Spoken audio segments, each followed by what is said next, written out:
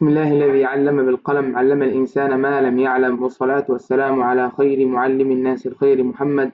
رب اشرح لي صدري ويسر لي أمري واحلل عقدة من لساني يفقه قولي. إن شاء الله يا شباب هنشرح أو هنراجع على سيشن 2. السيشن دي إن شاء الله هنقول فيها الأجزاء اللي إحنا هنحتاجها إن شاء الله في الأو بي.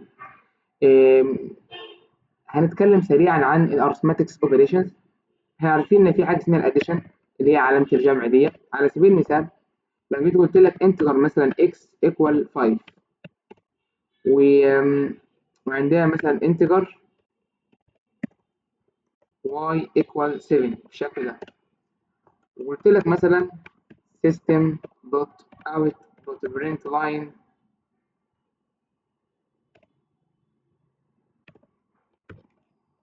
طالب منك بس ان انت تطبع لي x بلس الواي. تمام بالشكل ده، شيء بديهي جدا. يعني انا 5 و7 كام؟ 5 و7 12 صح؟ فلو جينا احنا عملنا كده رن وشوفنا الناتج بتاع الكومبايلر بتاعنا،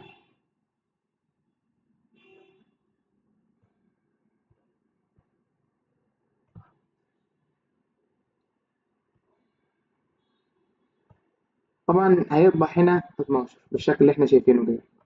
تمام جدا. ليه؟ وعمل عمليه اديشن، عمليه اضافه. طيب لو انا مثلا جيت قلت لك بلس اكس بلس واي، هل هيتاثر الناتج هنا؟ طبعا لا، لان انا قلت لك بلس اكس يعني ايه؟ اكس عدد موجب معاك. يعني مثلا اقول لك موجب 5 زائد 7 هيديك كام؟ هيديك 12. اعمل كده رن هيديك بالشكل ده 12. طيب لو برضه قلت لك مثلا على سبيل المثال طيب ماينس اكس بلس واي، في هذه الحالة ماينس اكس يعني عبارة عن كام؟ يبقى عبارة عن سالب 5، وانا عاوز اضيف عليها مين؟ السبعة، يبقى بلس ال7. هيكون الاوتبوت كام؟ والله سالب 5 زائد 7 هيكون ب2. نعمل كده رن دايركت على طول اداني الاوتبوت 2. طيب لو انا قلت لك ماينس اكس ماينس 7، ماينس اكس ماينس 7 يعني كده خلاص يبقى سالب 5 سالب 7 كام؟ هيديني سالب 12. طبعا دي حاجات كلها سهله، احنا اللي احنا يعني اللي احنا بنتكلم فيه ده كله يعني حاجات بسيطه خالص. طيب تعالى ندخل مثلا حاجه زي المالتيبليكيشن في الموضوع كده. لو قلت لك انا عاوز سالب اكس مثلا مالتيبليكيشن كده سالب واي بالشكل ده، وعملت كده وعملت رن، ايه اللي هيحصل؟ بكل بساطه هيضرب الاكس في الواي، او ماينس اكس مالتيبليكيشن ماينس واي هيديني 35 بسالب في سالب بموجب. طيب لو انا مثلا جيت عملت دخلتي او دخلت تاني مثلا علامه زي البلس اللي هي الاديشن يعني، قلت لك مثلا آه، سالب اكس مثلا مالتيبليكيشن سالب واي مثلا بلس الاكس. انا عملت كده سالب اكس مالتيبليكيشن ماينس واي بلس الاكس، وكده الكومبايلر هيتصرف ازاي؟ عارفين قاعده في الرياضه انه الضرب والقسمه كل منهما يسبق الجمع والطرح. دي قاعده احنا لازم نكونوا فاهمينها كويس جدا، لانه هنا هيتعامل مع القوس ده ازاي؟ هل هيروح مثلا يمسك ماينس واي ويعمل لها اديشن على الاكس؟ طبعا لا. اما هيعمل ايه؟ مباشره كده كل اللي هو هيعمله ان هياخد كده ماينس اكس مالتيبليكيشن ماينس واي مع بعض. يعني هيضرب يعني ايه؟ هيضرب سالب اكس بسالب في سالب واي وبعد كده هيجمع عليهم مين؟ هيجمع عليهم الاكس. فهنا هيكون الاوتبوت عباره عن مين؟ بالشكل ده سالب اكس في سالب واي بكام؟ والله سالب 5 في سالب 7 ب 35 موجب 35.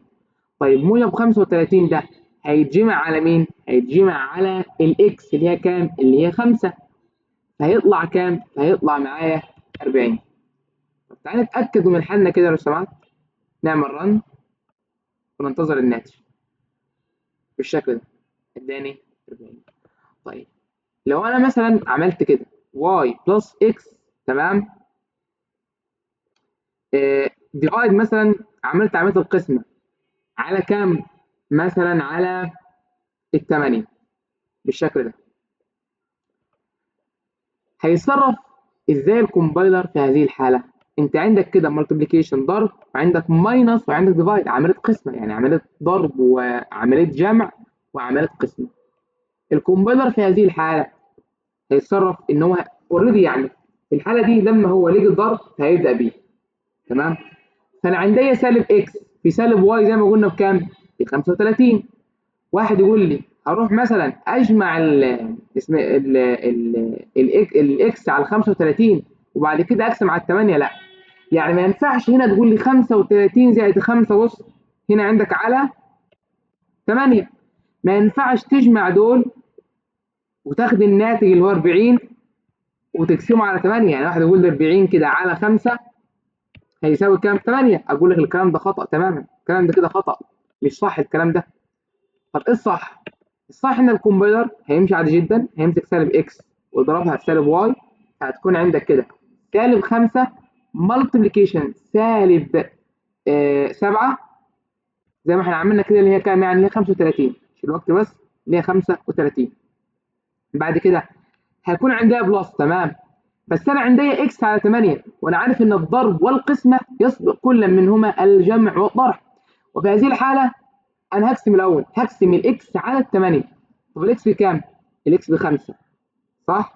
فهقول لك 5. تعال نختار رقم كده مثلا نقسم عليه غير الثمانيه علشان بس ما يطلعش معانا كسور والكلام ده. لو خدنا مثلا 2، وانا قصدي 2 على فكره، فهقول لك كام؟ اكس على 2 يعني 5 على 2. الكومبايلر هيحسب الجزء ده لوحده بتاع القسمه. طيب وكده عباره عن 35 بلس 5 على 2 فيها الكام؟ 2 ونص. ده رياضيا، وركز معانا ما قلتش برمجيا، انا بقول رياضيا. في الرياضه الكلام ده صحيح جدا. الناتج كام بقى؟ 35 و2 ونص، 37 ونص، صح كده؟ طيب الكومبايلر بقى هيعمل ايه؟ انت عامل الفاريبل اللي هم الاكس والواي من النوع انتجر. طيب وانا عارف من السيشن اللي فاتت انه الانتجر ده يعني بيخزن فيه الاعداد الصحيحه او بيشير للاعداد الصحيحه فقط. يعني لازم يكون الاكس بيكونتين، الاكس ده كونتينر حاوي، بيحوي على، يعني يحوي فاليو، قيمه، القيمه اللي يحويها دي لابد انها تكون انتجر، صح كده؟ انت جاي لي هنا 37 ونص، ده الناتج بقى. هيعمل ايه الكومبايلر برمجيا بقى؟ هيكنسل النص ده خالص ويكتفي بكام؟ بال 37. طيب تعال نشوف حلنا كده، هل هو صح ولا خطأ؟ 37. طيب يا شباب في حاجة برضو عاوز أقولها تاني، إذا هناك فرق بين البرمجة والرياضة من حيث الارثماتكس اوبريشنز. يعني أنا بقول لك هنا 35 و2 ونص، رياضيا 37 ونص، ولكن إحنا ما ينفعش نحكم على ال الناتج أو السمشن بتاعهم بالشكل ده. أنا هقول لحضرتك أنت بناء على إيه قلت إن هم 37 ونص؟ طيب بناء على ايه قلت ان هم 37 فقط؟ والله بناء على الداتا تايب، اذ الفاريبل لوحده. تعال كده على سبيل المثال نعمل حاجه، انا برضه مش عاوز اشرح داتا تايب تاني بس ما علينا، الدبل كده ودبل هنا بالشكل ده، او ممكن نعمل حاجه احلى من كده شويه، خليهم يعني مثلا زي ما هم كده انتجر، ونعمله مثلا، او تعالى نحولهم دبل بالمره بدل ما احنا نلف لفه طويله كده بالشكل ده. لو ركزتوا معايا يا شباب وعملت رن، ايه اللي هيحصل بقى؟ هيديك 37 ونص. طيب ليه 37 ونص؟ الاتريبيوت او يعني ال الخصائص بتاعه الدبل ان هو لازم يظهر معاك الفراكشن، لازم يظهر الكسر، وبالتالي هنا هيبقى 37 ونص مش 37. دي الفكره اللي احنا ايه حابين نتكلم فيها، يعني بالنسبه لاول جزء اللي هو تنظيم organization ذا arithmetic operations. خدنا احنا الضرب، خدنا الطرف، وخدنا القسمة. طيب فالقسمة بقى ركز معاه شوية. لو جيت قلت لك مثلا بالشكل ده،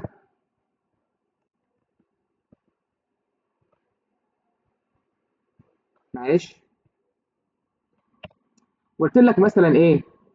قلت لك انا عاوز اقسم x ديفايد 7، عاوز اقسم الاكس على السبعه، او اسف اكس على واي. طيب الاكس على الواي هنا عباره عن مين؟ يعني انا عاوز اقسم 5 بالشكل ده، اقسم الخمسه على السبعه. طيب 5 على السبعه دي هتديني كام؟ لو احنا جينا خدنا الكالكوليتر من هنا وقلنا 5 على 7 تساوي بالشكل ده، هيديني 0.7 تقريبا، يعني 7 من 10. طيب الناتج هنا 7 من 10، وانت عامل الداتا تايب دبل صح؟ هيطبع لك مين؟ هيطبع لك الجزء كامل ده. طيب لو انا عامله مثلا، تعالى كده رن، طبع لي، بص بسم الله ما شاء الله، يعني طبع لي زي الآلة الحاسبة بالظبط. بص كده الآلة الحاسبة هنا ادتنا الرقم ده لحد 43. فاهم الفكرة؟ انا على فكرة ممكن احدد اول يعني مثلا ممكن احدد اول رقم من بعد العلامة على حد ما اتذكر، يعني مش عارف يعني تيجي معانا ولا لا.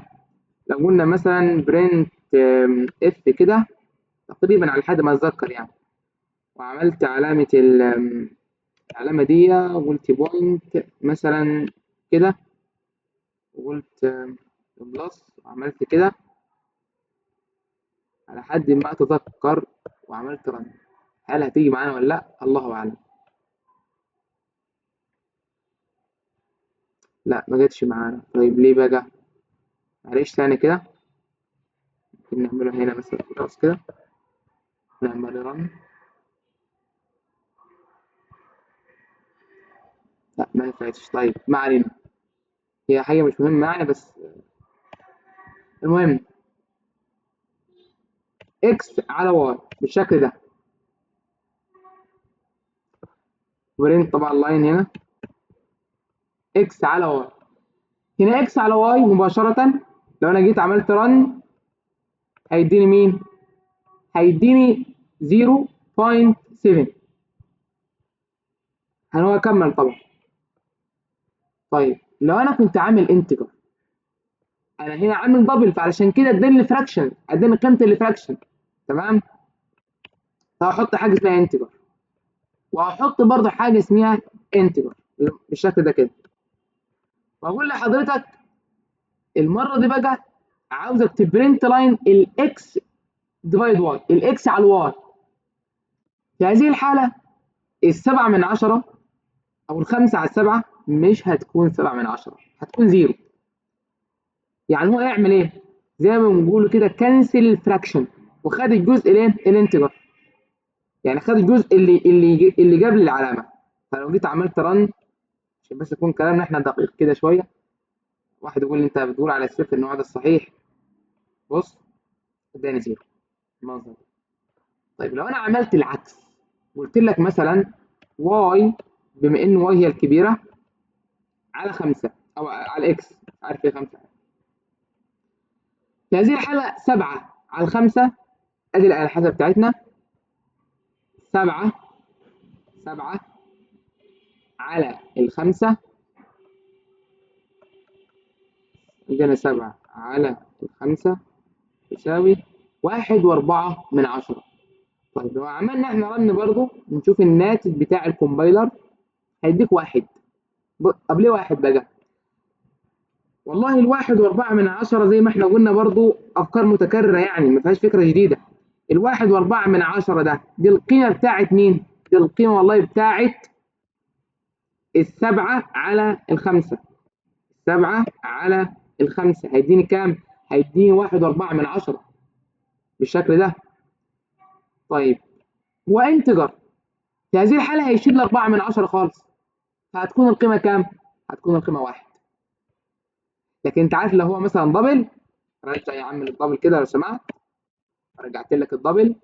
اول ما رجعه الدبل كده انا رجعته الدبل فهيديني مين؟ 1.4.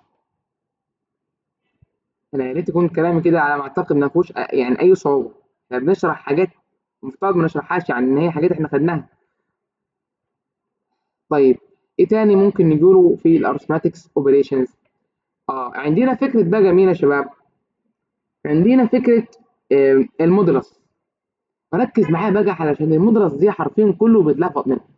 بفضل الله عز وجل بعون الله في الفيديو ده يعني هتفهم المودولس تفصيليا. فكره المودولس في يعني في الماس في الرياضه عموما هي عباره عن باقي القسمه، الحاجه اللي بتتفضل بعد ما انهي عمليه القسمه بتاعتي. على سبيل المثال مثلا قلت لك 10 على 5 فيها الكام؟ والله 10 على 5 فيها الاثنين. طيب باقي القسمه كام؟ باقي القسم صفر. هل لما انا قسمت ال 10 على 5 في اي حاجه فضلت من القسمه؟ لا. طيب لما اقول لك 5 على 10، 5 على 10 فيها النص. تمام. يبقى كده انا عندي باقي القسمه كام؟ اللي اتبقى معايا المفترض تبقى معايا قيمه.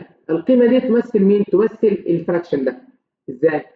انا لما اقول لك 10 تمام مودولس الخمسه، او اسف 5 مودولس العشرة، انت هتقول لي نص.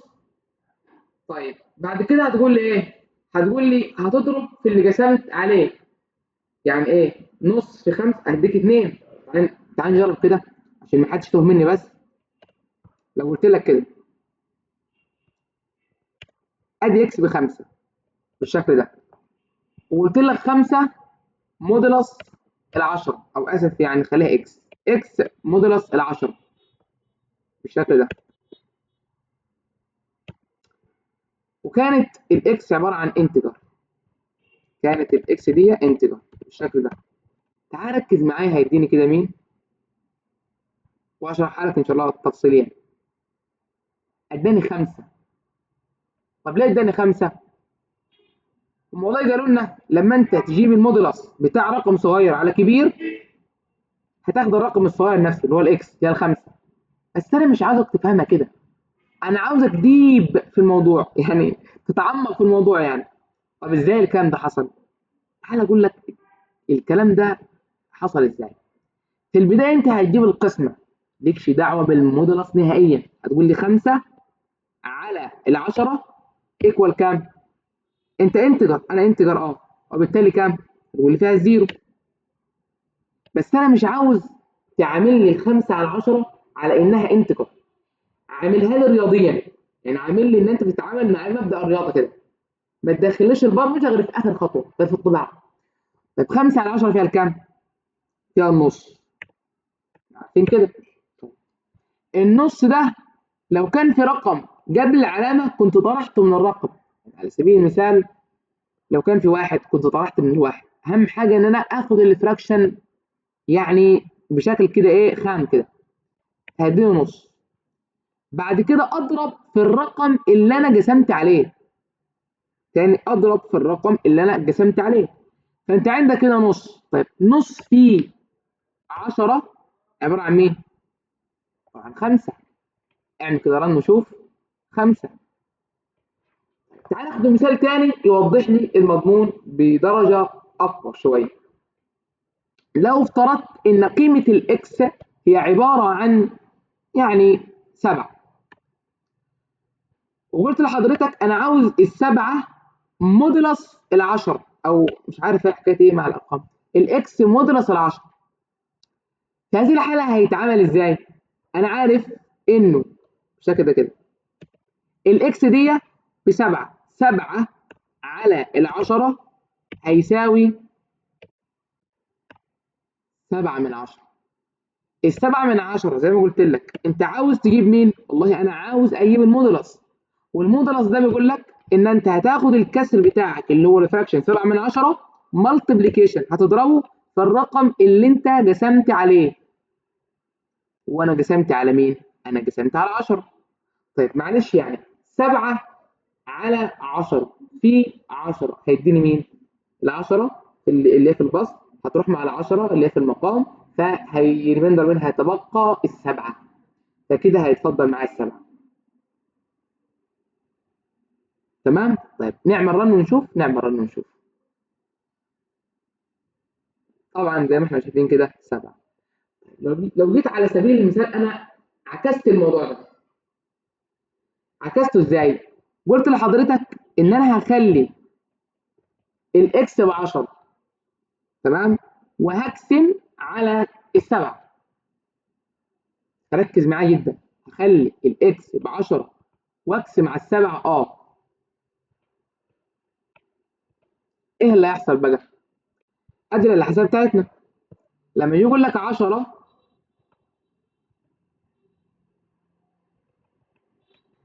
ادي 10، لا 10 مش 110 لو سمحت، 10 على السبعه فيها الكام؟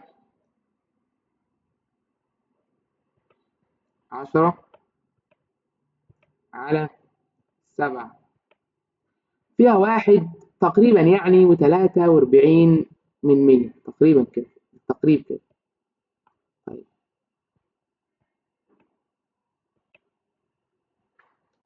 الواحد و43 ده يا كده انا عملت ايه؟ قلت لك كده اهو 10 على السبعة هيساوي 1 علامة 4 3 43 صح؟ يعني هي كانت 400 2 او كانت 42 وكان بعد الاثنين 8 فاحنا قربنا فبقت 43. طيب الواحد و43 ده، الواحد و43 معلش نجيبها الحسبة تاني عشان ايه؟ انا عايزك تفهم الخطوة دي واحدة واحدة كده. ادي 10 على السبعة يساوي الرقم ده. طيب معلش بس اطرح لي الجزء الصحيح. ركز معايا اللي هيحصل، انا على كده بطرح الجزء الصحيح الانتجر. ليه؟ انا بتعامل في المودولس مع الفراكشن، فهطرح الجزء الصحيح، فهقول له كده ماينس 1، فهيديك كام؟ فهيديك 43. حلو الكلام. معلش الرقم ده انا خدت الفراكشن كده، اضرب لي الرقم ده في الرقم اللي انت قسمت عليه. انا قاسم هنا على مين؟ على 7، فهضرب في 7 صح كده؟ هيديك 3. اذا بعد القسمه كام؟ 3. فانا قلت لك كده واحد 43 ما ينفعش تتعامل معاه. كل اللي انا هعمله ان انا هقسم، ان انا هحوله يعني دي 43، فهطرح منه واحد، فاعمل كده ماينس 1 يساوي 43. ال 43 ده اضربه مالتيبليكيشن في الرقم اللي انا قسمته اللي انا قسمت عليه الاكس. وانا قسمت الاكس على كام؟ انا قسمت الاكس على 7، فانا هضرب 43 من 100 في 7 هيديني كام؟ 3. فاهم الفكره؟ طيب لو جينا احنا عملنا رن في هذه الحاله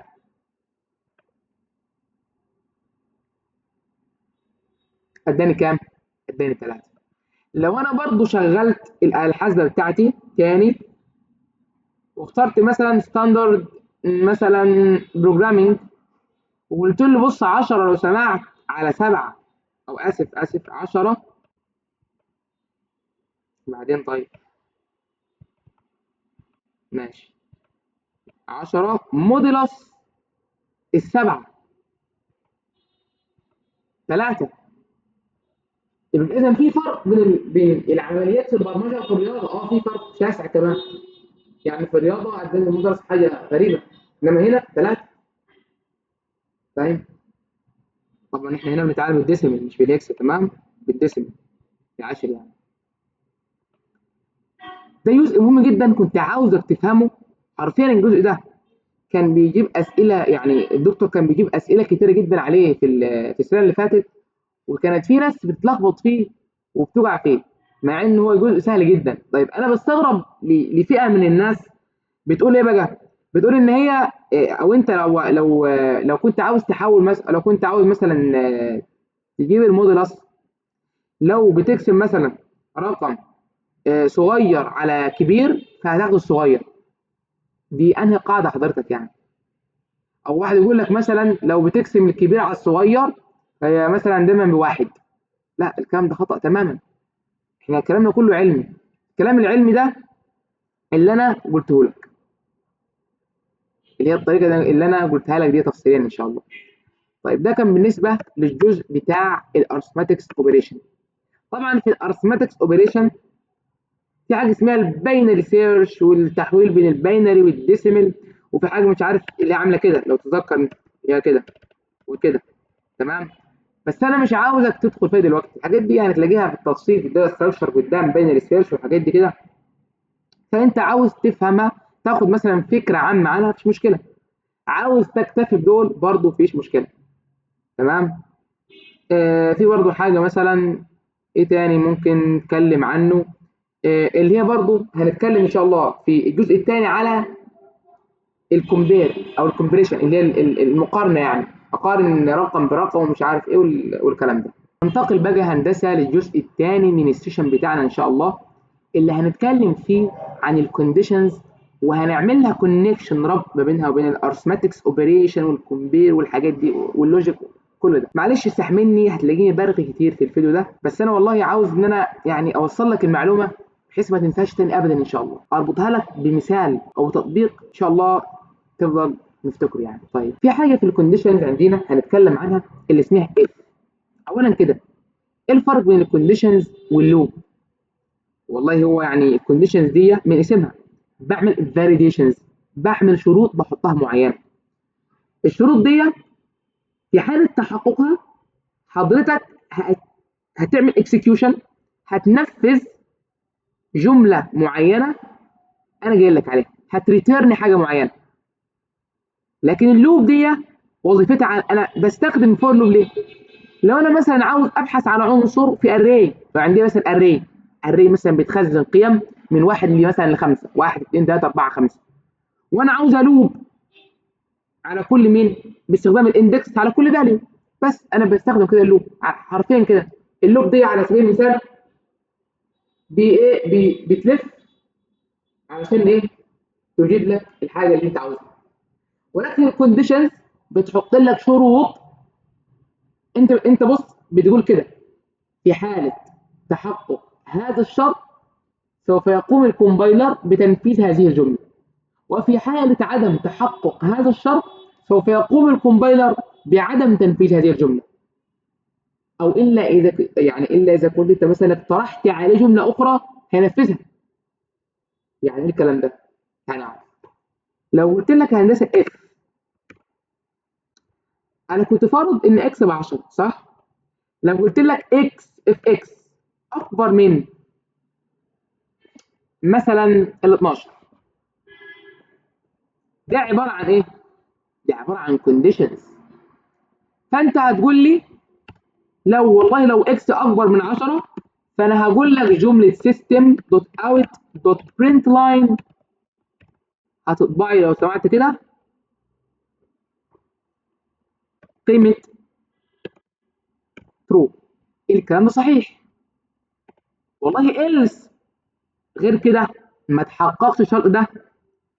لو else هتطبع لي، طبعا ممكن نعمل else من غير يعني من غير الباكج دول. تمام.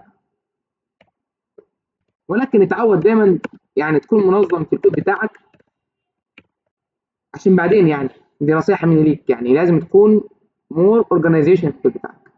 هتطبع لي حاجه اسمها فولس. طيب اعتبرني انا كومبايلر وانا اللي هعمل رن للبرنامج. ايه اللي هيحصل بقى؟ اول خطوه، انت ضفت الفاليديشن الشرط، بتقول له لو كانت الفاليو بتاعت الاكس اكبر من ال 12، بيجر ذان 12، في هذه الحاله انا هحقق شرط ترو. هقول لك الكلام ده صح. طيب لما يجي يقارن ال 10 بال 12، بالله عليك هل ال 10 اكبر من 12؟ كلام لوجيك، كلام غير منطقي جدا يعني. هيطبع مين؟ مباشره هتقول هيطبع فولس. نعمل رن بقى. فولس. سبحان الله، يعني الواحد بيفكر كده مع نفسه، طب هو الكومبايلر بيفهم الحاجات دي بشكل يعني سبحان الله. التكنولوجيا بقى يعني غزت العالم يعني، والذكاء الاصطناعي بقى في ايه، او يعني يعتبر في المراحل الاولى وعمال بيتقدم يعني. ان شاء الله خير. طيب بالنسبه للجزء الاول ده ما اتحققش. طيب لو قلت لك اكس اصغر من 12 وعملت لك رن بقى، ايه اللي هيحصل؟ هيطلع على طول مباشره كده، لان اوريدي فعلا قيمه الاكس هي اقل من 12، ال10 اصغر من 12. انا كده يا هندسه اديتك البيزك او الاساس اللي الاف، تمام. وخلينا مثلا نقول السويتش، او خلي السويتش في خدمه لوحدها يعني، للاف قايمه عليه. انا بعمل كده بستخدم الاف عشان كده، والا انا ما كانش ليا يعني هل انا مثلا يعني هل هتعب نفسي واروح استخدم الاف علشان ازود حجم الكود؟ لا، الكلام ده مش صح تماما يعني. انا بستخدم الاف ليه؟ علشان انا محتاج الاف في امور في الكود يعني انا وبعمل مثلا بروجكت، في امور يعني بتلزمني ان انا اعمل او استخدم الاف ستيتمنت، في امور تلزمني استخدم السويتش احيانا يعني. طيب لو على سبيل المثال اتكلمنا في الاف على حاجه مهمه جدا اسمها النستد اف، ركز معايا بالله عليك فيها علشان نفهم. نستد اف زي ما كان في نستد فور. طيب النستد اف ده اسمها نستد يعني حاجه جوه حاجه.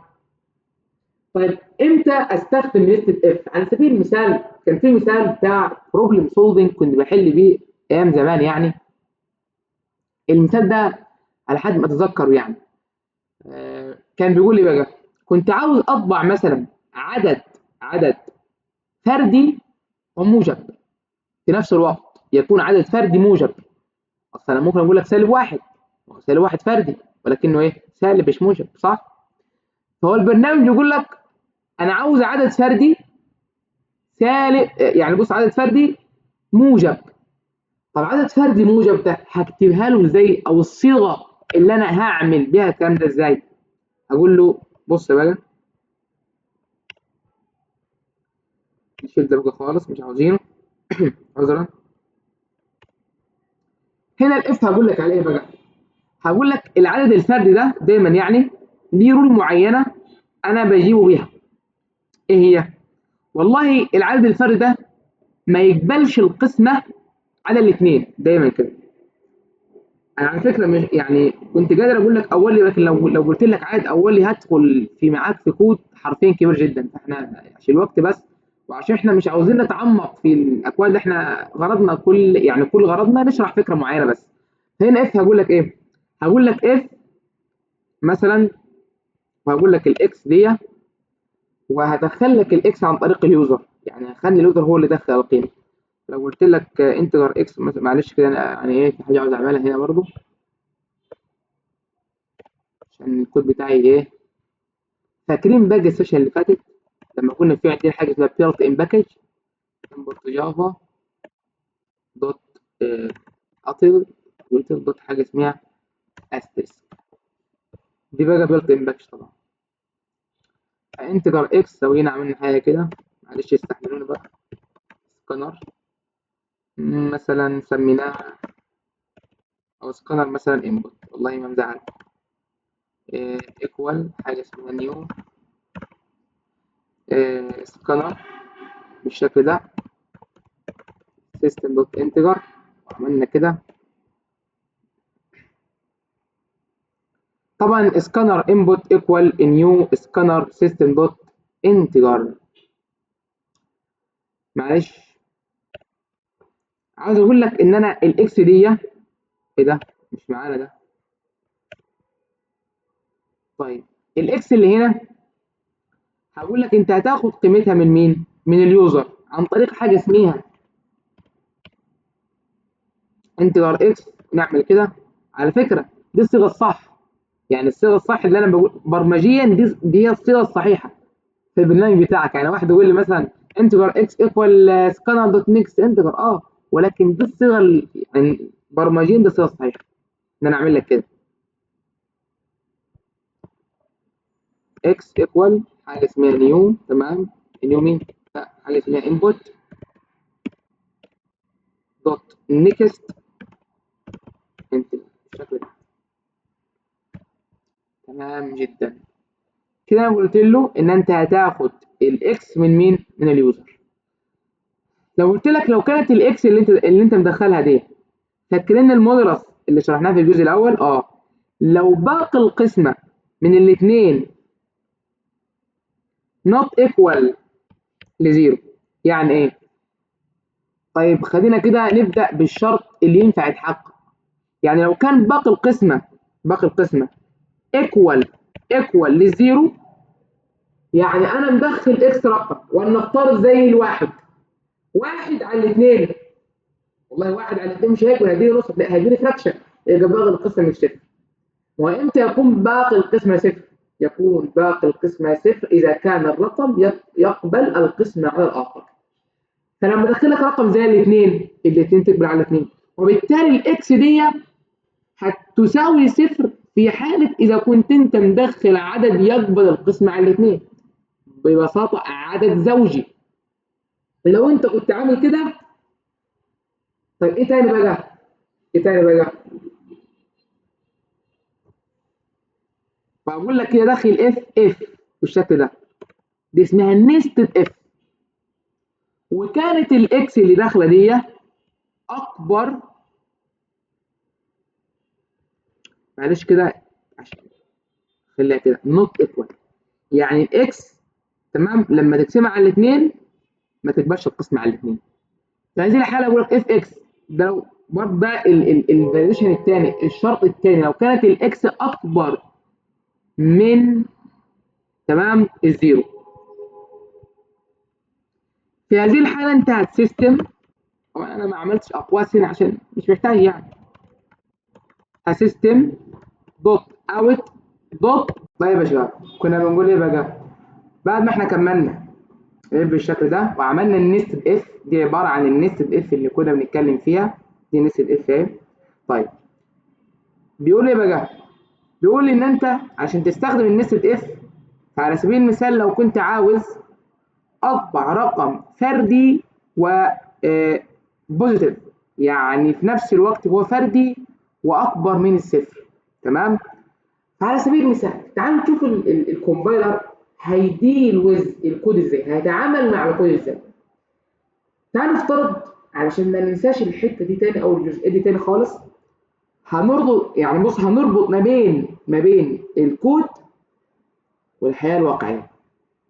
نفترض مثلا ان الاف دي عباره عن بوابه، دي كلها بوابه معينه، والالس بوابه تاني. فبقول لك ايه بقى؟ اذا كنت مستوفي الشروط سوف تدخل من هذا الباب اللي هو اسمه اف، وإن لم تكن مستوفي لشروط معينة لن تدخل من الباب F، هتدخل من الباب else. على سبيل المثال أي نعم فيها شوية نرجسية ولكن إلى حد ما يعني إيه نذكرها. أنا مهندس برمجيات، تمام، الحمد لله ربنا كرمني وتخرجت من الكلية وكان جي بي إي عالي، فتعينت معيد في الكلية، سنة بقيت دكتور في الكلية. كل ده حصل يعني الحمد لله رب العالمين، إن شاء الله يحصل. طيب ايه اللي حصل بقى؟ هيحصل وايه اللي حصل؟ انا بقى لما اجي ادخل من الباب اف، واحد هي ايه هيوقفني، هيقول لي معلش اديني الكارنيه اللي يثبت انك مهندس برمجيات بصفه عامه. اتفضل الكارنيه. بص الكارنيه كده بيجيني انا مهندس برمجيات، دكتور في هندسه البرمجيات، تمام، فلاقيه ان انا مستوفي الشروط بدرجه 100%. فانا كده بكلمك على ايه؟ بكلمك على اف اللي هي النستد اف دي، الجزء ده. يبقى انا كده هدخل وهقعد في الجزء الفي اي بي اللي هو مستوفي الشروط. واحد تاني مهندس برمجيات بس ده عادي بقى، يعني مش دكتور ولا حاجه، يعني هو عباره عن ايه؟ عباره عن خريج الكليه وبس. دخل دخل حقق الشرط، حقق الشرط، ولكن مش هيحقق الشرط ده، هيحقق else، فهيدخل في ايه في الاف من هنا وهيروح على الالس. تمام. واحد بقى من عامة الشعب بقى، يعني مش مهندس برمجيات، من عامة الشعب، فمش هيعدي على الباب ده من اساسه. الراجل هيبص الراجل كده هيوقفه ويقول ليه انت مش مستوفي لهذه الشروط، مكانك مش هنا لو سمحت. تمام. مكانه مين؟ مكانه بقى في الالس. معلش دي حته يعني عشان بس يعني عشان ايه، عشان نفهم بيها الكود لحد ما. لو عملنا رن مثلا بالشكل ده. طيب لو دخلت لك هندسه كده رقم زي التسعه وقلت لك انتر كده التسعه، التسعه ده عباره عن مين؟ عباره عن رقم فردي بوزيتيف.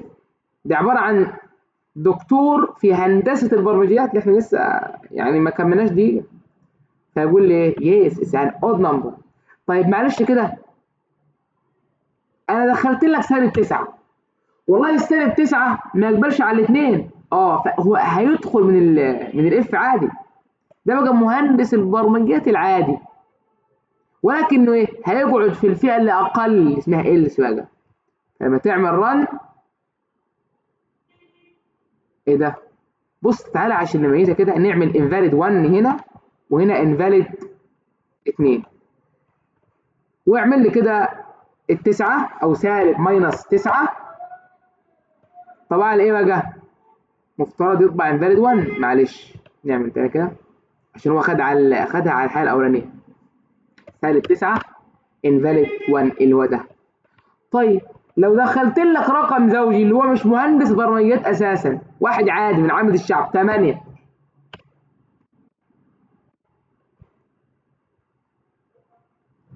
كده مثلا، وعملت ران وقلت لك انتر، طبعا على ايه؟ ما عداش اساسا من هنا، ما سمحلوش انه يعدي، راح على الالس بقى. ده بقى كان مثال بسيط جدا عشان نفهم بمفهوم الاف والنستد اف. اتمنى يعني انا والله عملت كل اللي اقدر عليه علشان بس اوصل لك فكره النستد اف. طبعا النستد اف مهمه لانه احيانا مثلا يطلب منك ان انت تنفذ عمليه، ركز معايا كده. كان في مثال بروبلم سولفنج، يعني بيطلب مني انا اعمل كده 5 مثلا زائد مثلا او 45 لا 5 مثلا زائد 3 يساوي 10 بالشكل ده. عاوز ان انا انفذ له دي، اخلي اليوزر يقدر يدخل دي، يقدر يدخل حاجه زي كده. طبعا لو حد لو انت لاحظت لو عملت كده وعملت كده وعملت كده وعملت كده، في هذه الحاله هيعملها انها سترينج تضطر تخش فيديوهات ومش عارف ايه. بس الفكره كلها ان ايه، ان كان طالب حاجه زي كده، هتضطر ان انت تخش في نستد اف وتستخدمها. هي حرفيا النستد اف ليها استخدامات هامه جدا جدا. تمام. طيب يا شباب ننتقل للجزء الاخير اللي هو عباره عن ال سي اف والسويتش. ايه ال سي اف دي؟ لو قلت لك يعني بنفس المثال ده، لو كنت بتقبل قسم على الاثنين else if، ركز معايا كده، else if عملت لك كده، كانت الاكس اللي داخله دي بتقبل القسمة على الاثنين، يعني موديلوس الاثنين ايكوال 0. هدخل لك بقى الزوجي البوزيتيف. هل الاكس او العدد الزوجي بعد ما بيجي من عامة الناس وبيجي ما ينفعش يكون مستوفي الشروط هيسكت؟ قال لك لا، لازم ينتقم بقى. هينتقم ازاي؟ هيقول لك انا هعمل ال سي اف وهعمل ان انا مهندس برمجيات تاني وليا مميزات اكتر مني. كيف؟ فاهم الفكره؟ فهيعمل ال سي اف وهقول لك لو انت كنت ما تقبلش القسم على الاثنين، بس هنا الاكس هتقبل القسم على الاثنين، اكس هتقبل القسم على الاثنين، عكسه بقى. هيحصل ايه بقى؟ هيحصل كده، نشيل بقى انفاليد 2 دي مش معانا عاوزينها خلاص، نعمل كده وهدخل نسبة اف برضه. اف الاكس اكبر من الصفر تمام. هطبع الجمله بتاعتي انا مين؟ even number. كنترول سي كنترول في. انا مش اود، ده انا اعلى من الاود، انا even، انا زوجي. تمام. else بقى الخانه اللي اقل مني دوت اوت دوت برنت لاين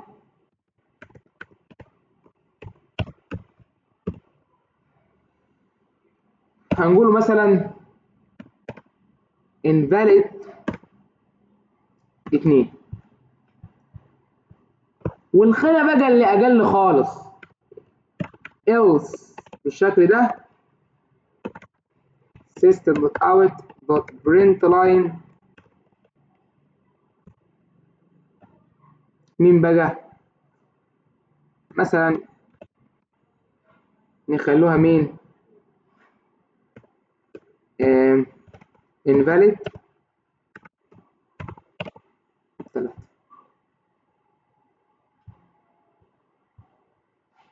بالشكل ده. طيب وهنا معترض على حاجة تقريبا يعني ما تشغلش بالنا برضه. لو جينا عملنا رن، اتفضل اعمل رن ودخلت 8، شوف بقى فقال لي ايه بقى؟ يس اتس ان ايفن نمبر، هو عبارة عن رقم زوجي. اعمل بقى رن تاني، دخل لي مثلا 9، يس اتس ان اود نمبر. رن تاني، دخل لي بقى -8 انفاليد 2 الهدية، ما هو ال8 زوجي. طيب اعمل لي رن كده ودخل لي -9. طيب هنا الالس دي اللي انا بحطها هنا بالشكل ده ممكن رقم على سبيل المثال. ما بص، انا حاسس ان الالس مالهاش لازمه، فانا جاي لكل الشروط خلاص. يعني هنا اف، اعمل اف واعمل الس اف والدنيا مرتاحه. يعني الالس دي يعني ايه قعدتها معايا؟ الرقم اللي انا ممكن اركز معاه كده، ممكن ادخل صفر. الصفر بقى يقبل القسمه طبعا. تمام. فلو شلنا الالس عادي بالشكل ده.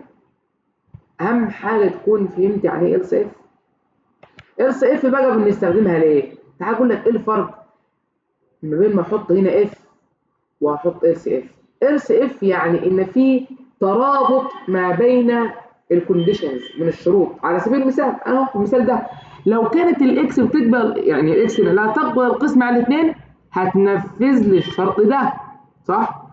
ولو كانت الاكس تمام بتقبل هتنفذ لي ده، فوق ما تقبلش هنا تقبل.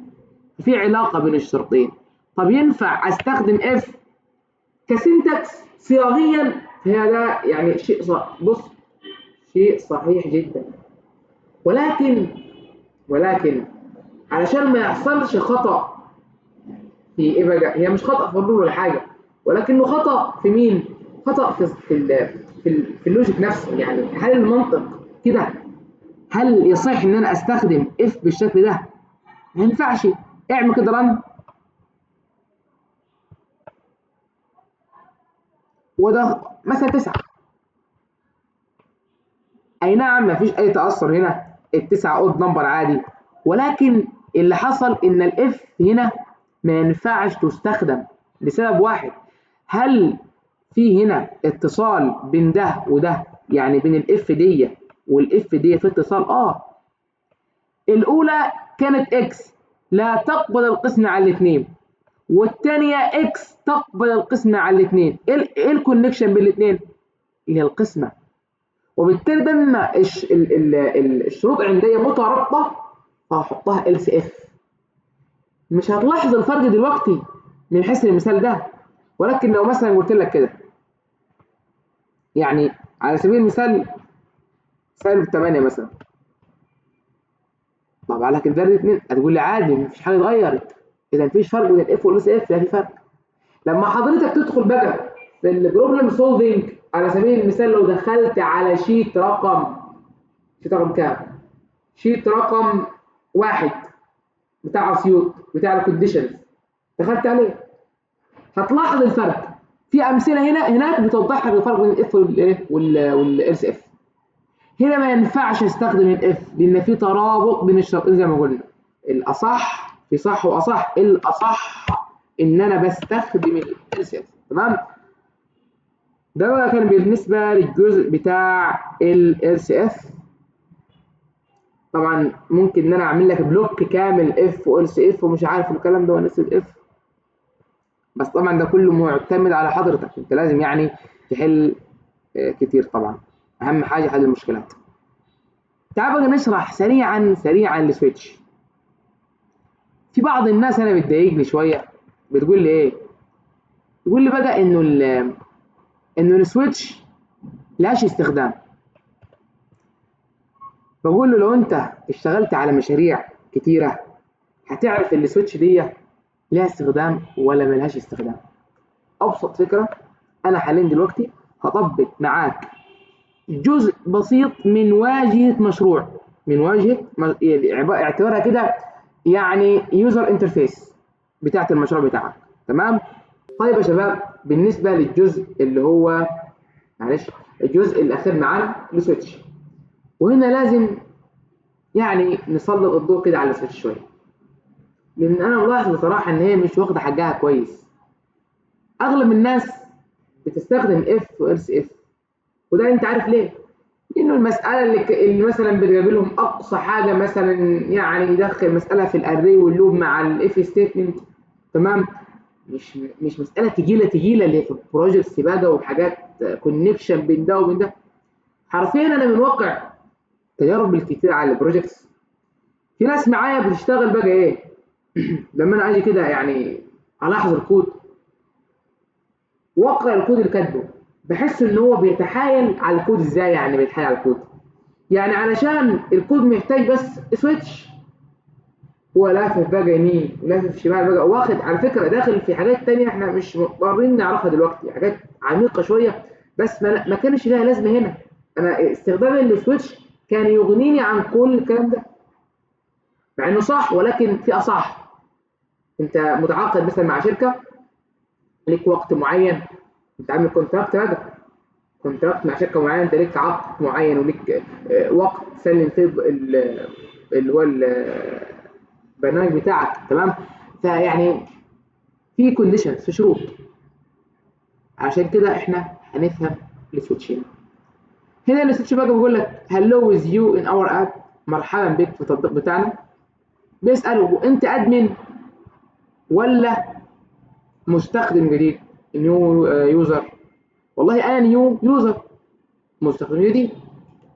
فلو جيت عملت رن بالشكل ده للكود بتاعي،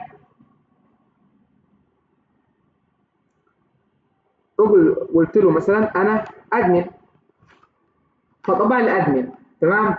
بس هو البرنامج مش كده، هو كان في حاجه تقريبا على حد ما اتذكر يعني تمام.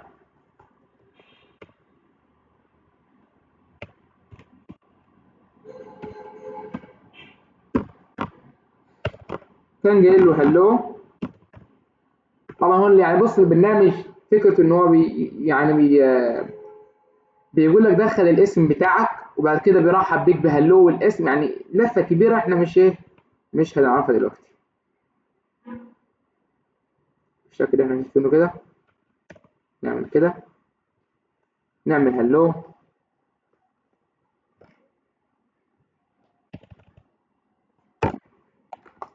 ويز مثلا يو بالشكل ده.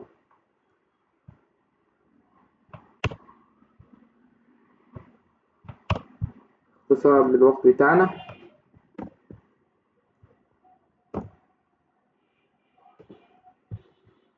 شكرا، مش عاوز دي دلوقتي. نيو يوزر.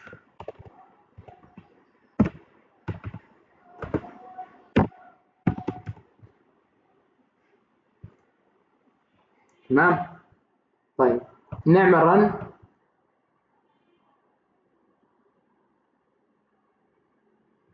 اختار مثلا واحد هلو ويز يو ادمن. ار يو ادمن ولا نيو يوزر؟ انا اخترت ادمن. طيب اخترت مثلا 2 نيو، مثلا قلت له انا والله نيو يوزر، فقال لي هلو with you new user. تمام. ده فكرة البرنامج بكل بساطة.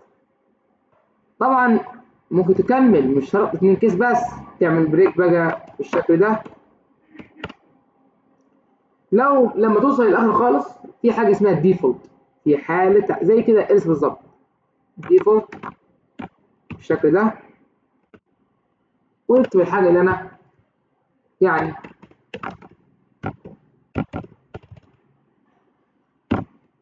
print line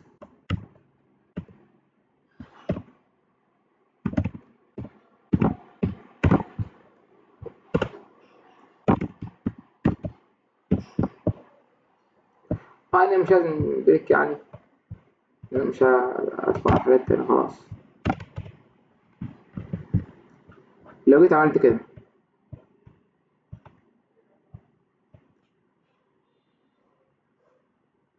دخلت مثلا 4 invalid على طول. فدي يعني بكل بساطة فكرة السويتش. كده احنا الحمد لله رب العالمين يعني تم كلامنا، وربنا محمود وله المكارم في العلا والجود.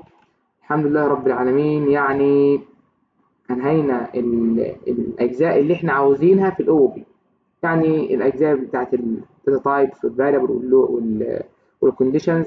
وإن شاء الله مع الأو بي لو في حاجة إحنا يعني محتاجينها من الأري أو اللوب، يعني إيه يعني بص هنعمل كده ريفيو سريع عليه إن شاء الله.